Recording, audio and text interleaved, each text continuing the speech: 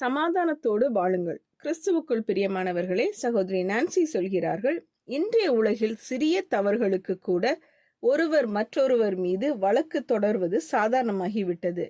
ஆனால் ஒரு கணவர் எடுத்த தீர்மானம் மிகவும் வித்தியாசமானதாக இருந்தது. ஒரு சாதாரண மருத்துவ சிகிச்சையின் போது மருத்துவரின் தவறால் அவரது மனைவி உயிரிழந்தார்.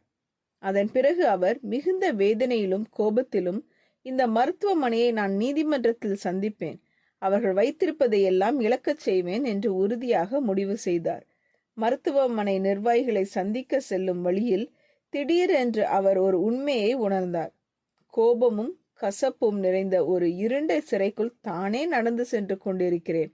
அந்த சிறையிலிருந்து விடுதலை பெற வேண்டுமானால் தேவன் தனக்காக செய்ததை தானும் செய்ய வேண்டும் என்பதை அவர் புரிந்து கொண்டார். மருத்துவமனைக்கு சென்றவுடன் தனது மனைவிக்கு அறுவை சிகிச்சை செய்த மருத்துவரிடம் நேராக சென்றார்.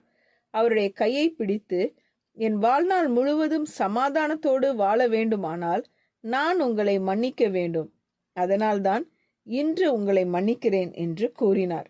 உங்கள் இருதயத்தில் இன்னும் கோபமோ கசப்போ மன்னிக்காத மனப்பான்மையோ இருக்கிறதா? தேவன் உங்களை மன்னித்தது போல நீங்களும் மன்னிக்க தேர்ந்தெடுப்பீர்களா?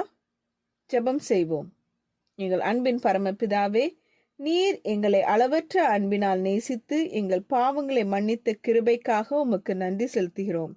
எங்கள் இருதயத்தில் இருக்கும் கோபம், கசப்பு, மன்னிக்காத மனப்பான்மை ஆகியவற்றை உமது சந்நிதியில் ஒப்படைக்கிறோம். அவை எங்களை ஆளாமல் உமது அன்பும் சமாதானமும் எங்கள் இருதயங்களை நிரப்பும்படி கிருபை செய்யும். எங்களை புண்படுத்தியவர்களை மன்னிப்பது எளிதல்ல என்பதை நீர் அறிவீர். ஆனாலும் எங்கள் சொந்த பலத்தினால் அல்ல, உமது பரிசுத்த ஆவியின் வல்லமையால் மன்னிக்கிற இருதயத்தை எங்களுக்கு தாரும். நீர் எங்களை மன்னித்தது போல நாங்களும் மற்றவர்களை மனதார மன்னித்து கசப்பின் சிறையிலிருந்து விடுதலை பெற்று உமது சமாதானத்தில் வாழ உதவி செய்யும்.